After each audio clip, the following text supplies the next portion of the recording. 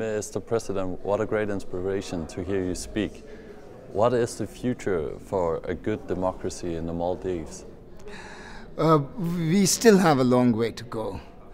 It is very difficult to believe that the perpetrators of the coup are going to dig their own grave. If they feel that they are losing, they would somehow want to disrupt the elections. So we're still not very certain about the elections, but we hope that with a lot of positive encouragement and thinking and a lot of positive work from the people, that we would be able to go towards these elections and have a free and fair elections. Once we have them, and if we can have them, that I believe is going to save our country. Are there any concrete initiatives that us Danes or the Western countries can do to help you? I think to make sure that the vote is observed, also to make sure that reforms are pushed within the military and the police. These are very important, and I think also the judicial reforms that are so necessary. Yes, Danes and the West can assist our government and our people by pushing for these reforms. In your speech, you spoke of the former dictatorships network.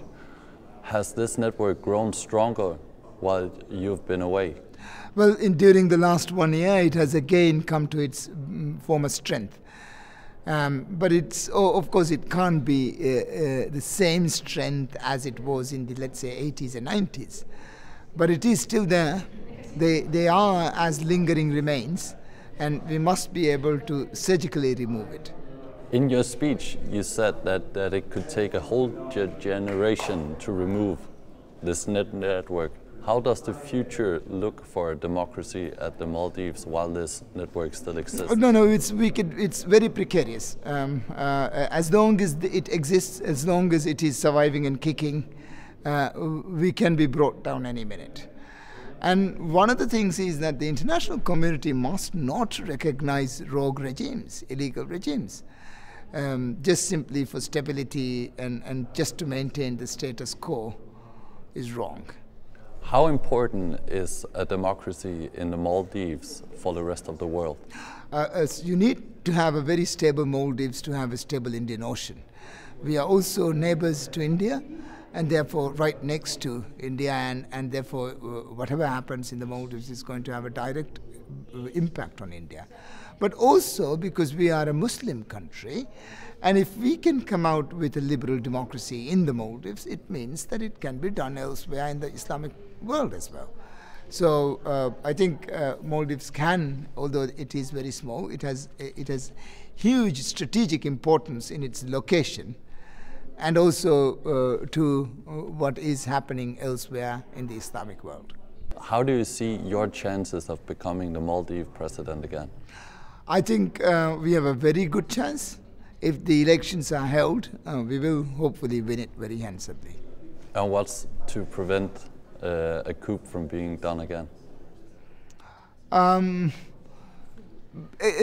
of the reasons for a coup not being done again is that if they're not able to consolidate the coup and remain there, then it's they also themselves find it quite pointless to go for the coup unless they are able to kind of really have a coup.